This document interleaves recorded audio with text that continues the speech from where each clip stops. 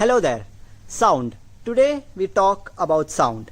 But when we think about sound, we tend to imagine something like our voice. But have you noticed that water has a sound of its own? Let's take a look. When we fill up a glass with water, we notice a change in the sound produced as the water level rises. But why does this phenomenon happen? Stick around till the end of this video to find out answer to this question and many more as we explore the sound of water. So when we're filling up a water bottle, we notice that the sound becomes lighter as the water level reaches the brim. How do you even know that your bottle is full without even looking at it? So if you've never observed this before, here's a quick demonstration. So let's go a bit slow. Here you can see that the air column is slowly decreasing, unlike the shrillness of the sound, which gradually increases. Well, makes sense since they're inversely proportional. Let's say that as the shrillness increases, the more the bottle has been filled. But the main question here is, why? Or perhaps you should ask, how? Well, here's a detailed explanation. First of all, this is not some kind of a magic trick, but is actually a simple trick of science. So basically, sound is kind of a pressure wave. The vibration of the source creates the vibration in the nearby air molecules, which then transfer this energy to its neighbors, and this cycle keeps on repeating till the sound reaches our ears. Now you must be wondering, how is this related to the fact that you can know when the water bottle is getting filled just by hearing its sound? As the level of water rises, the amount of air in the bottle, that is, the air column, decreases.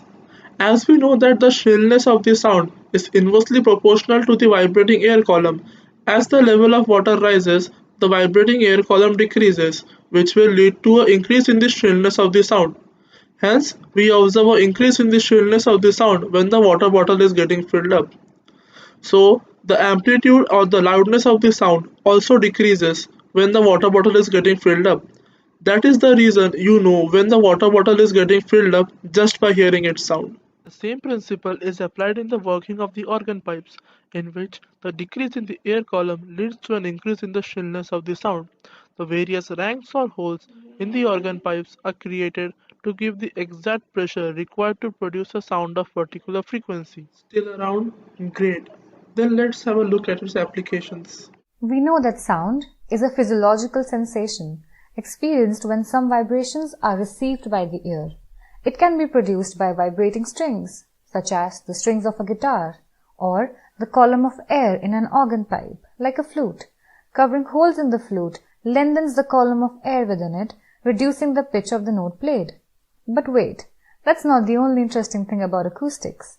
We can even use water and a porcelain bowl in order to produce a musical sound. Let's see how that happens. This is Jal Tarang, a melodic percussion instrument, one of the oldest musical instruments in the world. It is still played today in the Indian classical music to produce ragas or light melodies. The cups are tuned to the notes of a raga, being played by adjusting the amount of water. More the amount of water, less is the air column, and more is the frequency.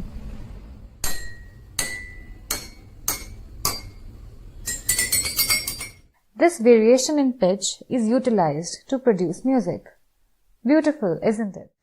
So I hope you got all your answers as promised. But that doesn't mean you stop searching. This is just one of the many physics applications in our daily lives. So if you like this video, be sure to check out the other videos from our exhibition in this channel. And as always, keep searching.